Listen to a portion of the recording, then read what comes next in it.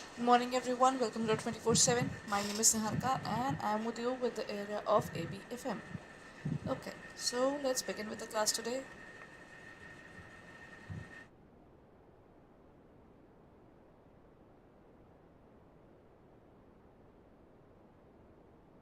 I hope I'm audible as well as visible.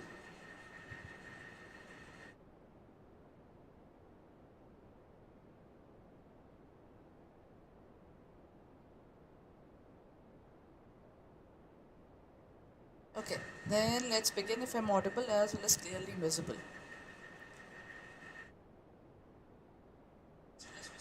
Sorted. Okay, everyone. So let's begin with the class today, and I'm going to talk about another set of questions there. It's again a mix of various topics. That means Module A, Module B, and Module C and Module D. So it's all going to be a mixture there. So let's look forward to the question. The first question says that. Oh, I'm sorry. It says that responsibility accounting aims to. Responsibility accounting is something that you will find in controlling chapter. That is last chapter in the module A. Responsibility accounting aims to ensure, there it is. It aims to ensure that the manager is punished if things go wrong. Ensure that costs become the responsibility of a specific manager. Allocate costs to all areas of a business or reduce the cost that a department incurs. Responsibility accounting is a way through which you can actually create a controlling technique. What kind of technique is it? Responsibility accounting talks about the fact that now we are allocating different areas, different concerns. That means one particular area can take up profit, one can take up investment, one can take up loss, one can take up different centers. Um, Profit center, loss center, investment center. There's one particular center called revenue center. There are different centers. Every center takes care of their specific concern. For example, one is to increase the profit, one is to decrease the loss, one is to increase the investments, one is to restore the to have a revenue there. You know, this is what they'll be looking forward to. So this is basically to ensure that the costs become the responsibility of a specific manager. That manager is going to work, excuse me, towards a particular thing specifically. Okay? Okay. Now moving on to the next point, it says, what do you mean? An MBO program usually involves the following steps. MBO program means management by objectives. But whenever we start with the working, na, I can never say that let's just start working. What will happen? You'll be like, let's just start working. What's the aim? What's the goal? Why are you starting it? Nobody knows. Then why would we start with that work altogether? You know? Now, that is what we call it as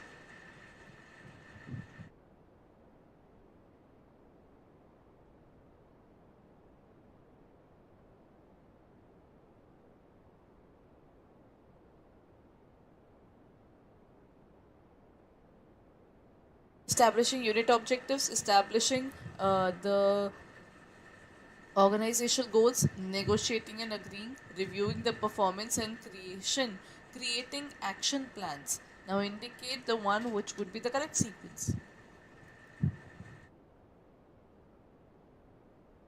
Okay, go ahead then.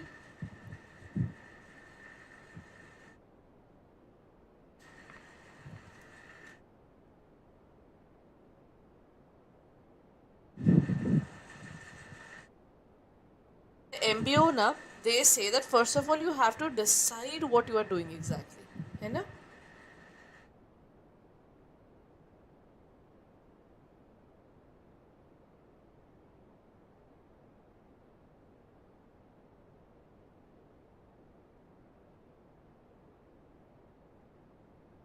Okay. Now, if you look forward towards MBO, MBO talks about having a specific. Always remember, things start with what? Or the things will always.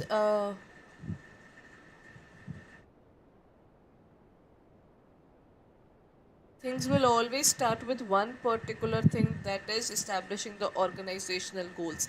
Till the time we do not have an organizational goal, how can we lead towards something? You know? First and foremost thing is to have that particular organizational goals. Number one, sorted. Then what would be the next one, everyone? Next would be what?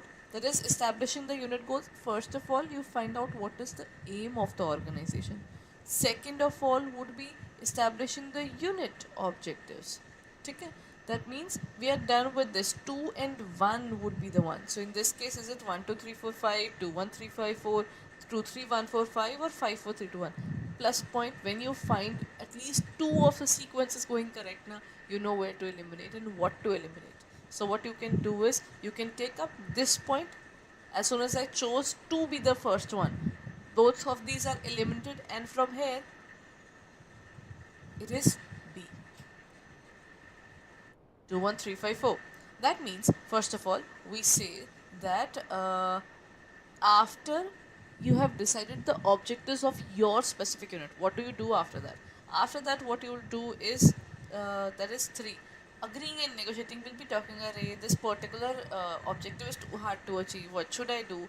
XYZ things would be doing now. That would be 3. And then what will be doing? 5. Creating the action plans, and then reviewing the performance. Performance review is obviously the last one. So you have to be very, I would say, you have to just guess it out. Even if you crack at least 2 to 3 points in a process correctly, now the rest of the process will fall in place. So you don't have to learn the entire process, but you have to learn in bits and pieces enough that you'll be able to crack it in the examination, right? Okay, here comes the next question. Interim cash inflows are reinvested at a rate of return equal to internal rate of return is the built-in mechanism for the interim cash flows. Whatever we receive in terms of the money, that today I receive something, then I receive something else.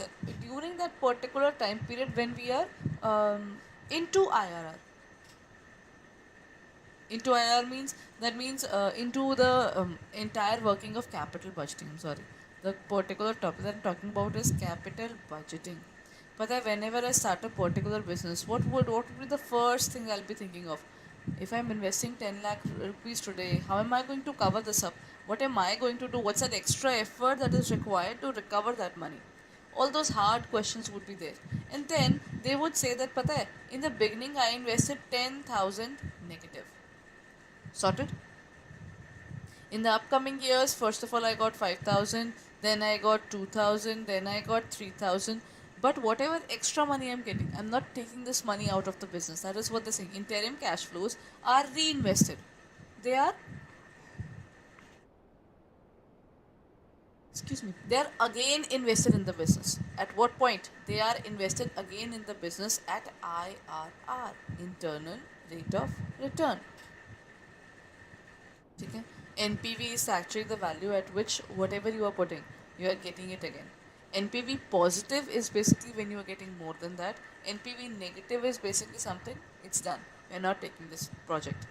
Then profitability index is again a very important one. Profitability index talks about if it is above 1, accept it. If it is below 1, reject it. So these are basically different ways to calculate. I think this part can definitely come in the examination from the numerical point of view. So I'll start covering the area of numerical as well. Now, where does recognition of employee fall in Maslow's need hierarchy theory? Self-actualization, social security, social needs, or esteem needs. But when we start working in terms of Maslow's need hierarchy theory, first of all, I'll be looking forward towards food, shelter, clothing. That's the basic things that any human will need. You know, I need a place to sleep, I need good food to eat, at least food to eat.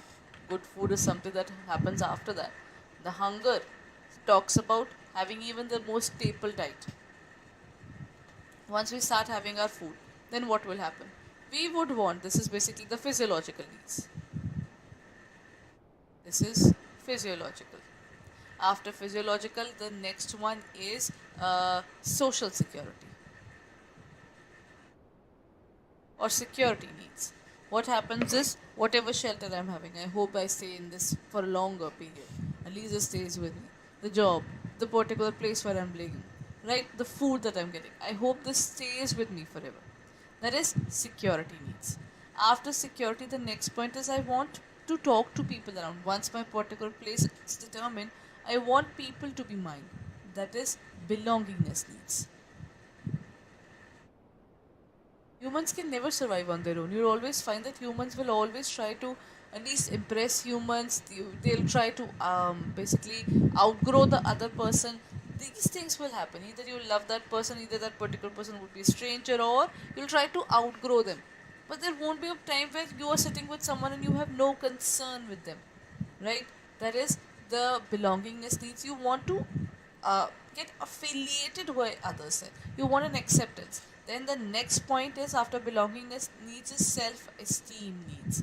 The people I am actually with, I want to look better than them. They are my peer group, but I want to be the most superior in my group. That is self-esteem. And once you're done with all these basic things of life now, you'll be like, there's nothing in it. I have achieved all these and I want to move forward, and then I would like to take up the topic of self-actualization, or you can say actualization needs.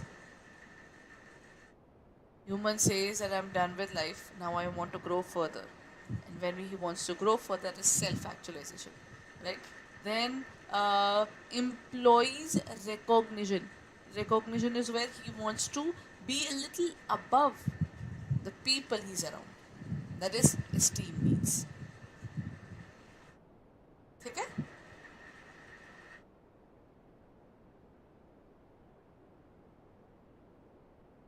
Right, everyone?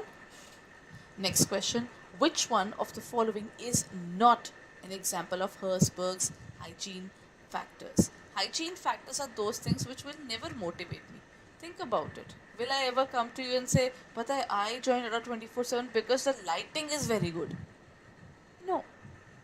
But pata hai, if I work somewhere and the lighting is poor and the area is not secure enough, I won't join it even if they give me a good amount of money, and even if the projects are very interesting. The problem is, there are certain things, their absence do not make a difference. It's like it is required. For example, if I go to a new office and the office should have a water dispensing area, the office should have a washroom, the office should have a better lighting when we are working there. These are not something that if they are there, I'll be motivated. But yes, their absence will make me infuriated, irritated, and I'll be like, Acha, in this office, no, even these things are there. Why should I work? Basic things. Now that is where we talk about Herzberg's hygiene factors. Hygiene factors are dissatisfiers. They are dissatisfiers. If these things do not exist, then we get pissed off. Then the particular person gets irritated. But when they are present, that won't make a difference.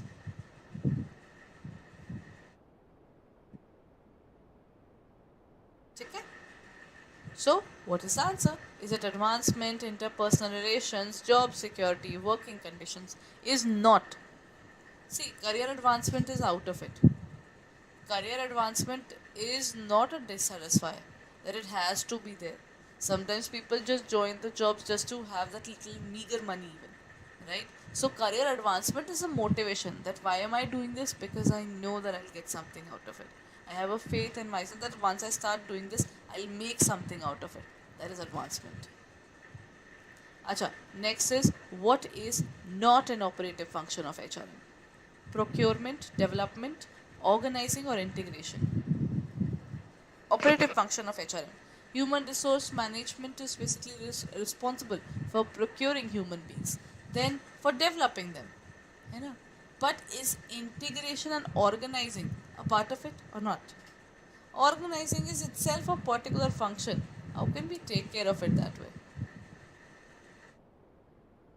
Right? So in this case, the correct answer is organizing.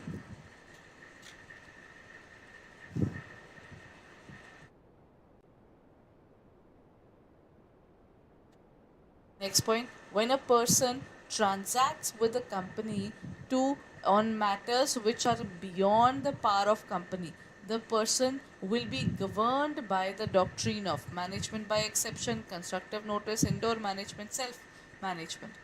But then when a person transacts with the company na, on a matter beyond the powers of the company, sometimes we just go.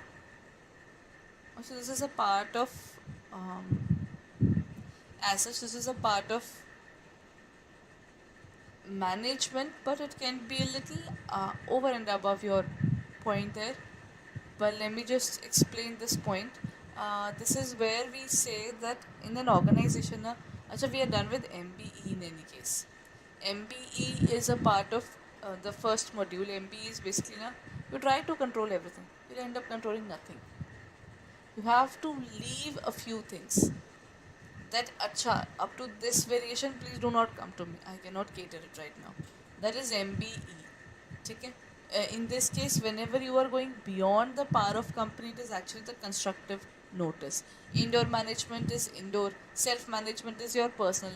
When you're looking forward towards a company and another company, it is constructive notice. Right? Acha, this is a question related to return on investment. Net profit ratio, capital turnover ratio, operating net profit ratio multiplied by shareholder funds, net sales divided by net profit divided by sales, cost of sales upon capital employed. What is the formula there?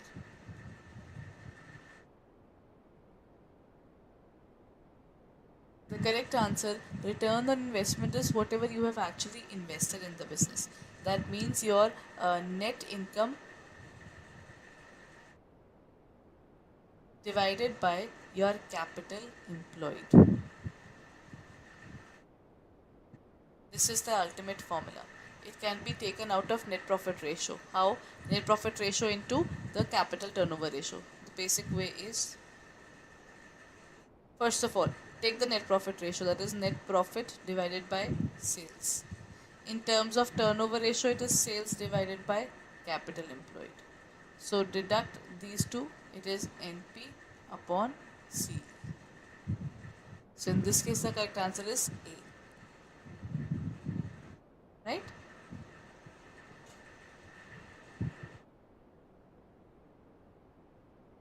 Next question. The management is mainly associated with economic affairs. Big business houses are result of effective financial management. Codes. First, A is correct and R is also a right explanation. A and R both are correct, but R is not the right explanation. A is incorrect, R is correct, and both A and R are incorrect.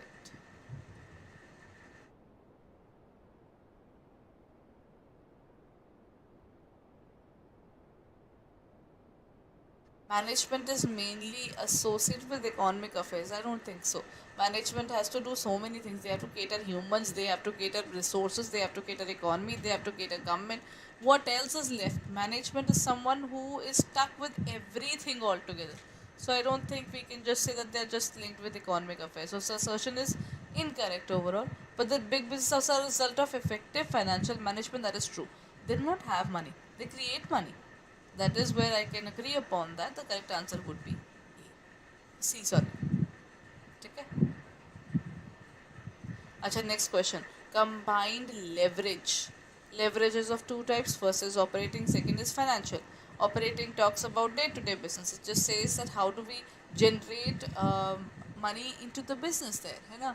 It takes about the area of contribution as well as sales in its consideration. Whatever we are generating in terms of that. Financial leverage doesn't talk about that. It says if you have bigger project, then what do we do? Financial leverage says that you generate money for the business, either your borrowing or your capital. But though financial leverage talks more about taking loans when you want to grow further in your business so that earning per share increases.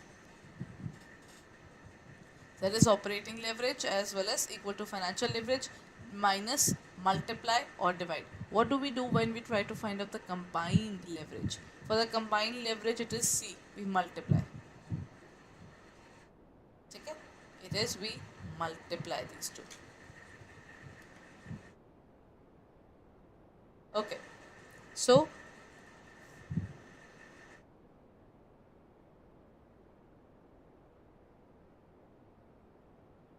चलिए, then let's end it here.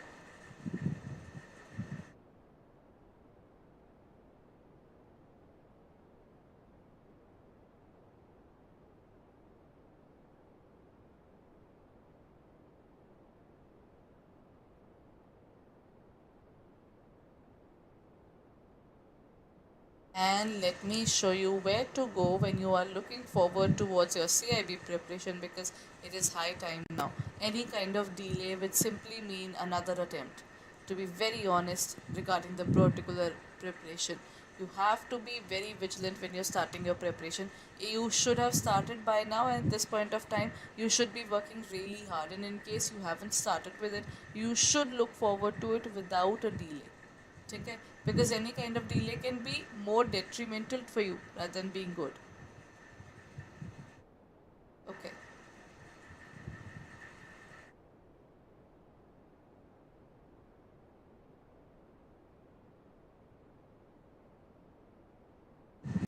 so you just have to go on to www.adda247.com, and as soon as you go on to our website, you will find it that in terms of the JIB.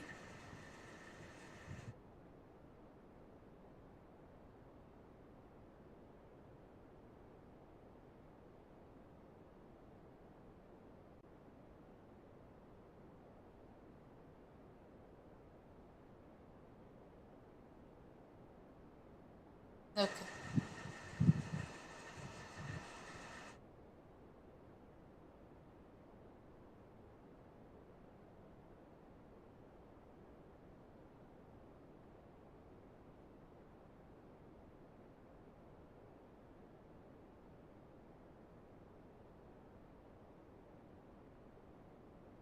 What you can do is you can go on to our website, that is adda247.com, go on to the area of JIB and CIB. As soon as you look forward to this, okay,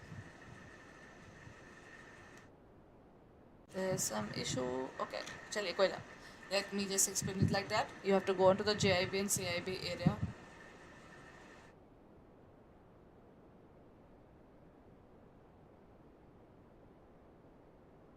Once you go on to the area of JIB and CIB now, here you will find all the details. What do? You have to go on to the area of JIB and CIB. Here you will find all the details regarding the examination. That means go on to the area of CIB 2023. We have started with our revision batches. Without a delay, go ahead and look forward towards the patches that are going on. You can use the code. You can use the code Y541 and look forward to it there, right?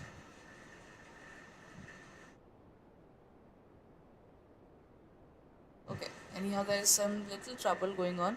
So what you can do is, if you're looking forward to it, then what you can do is you can purchase it by using the code Y541, right?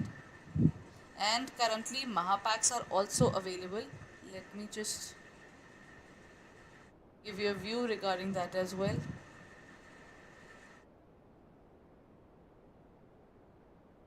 The Mahapacks are also available here. For the Mahapack, you need to go to the area of JIB and CIB ka Mahapack. Here there is double validity. You can use the code PREP78 if you are looking forward towards double validity.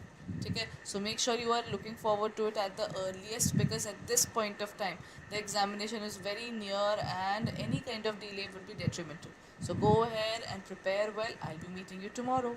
Thank you.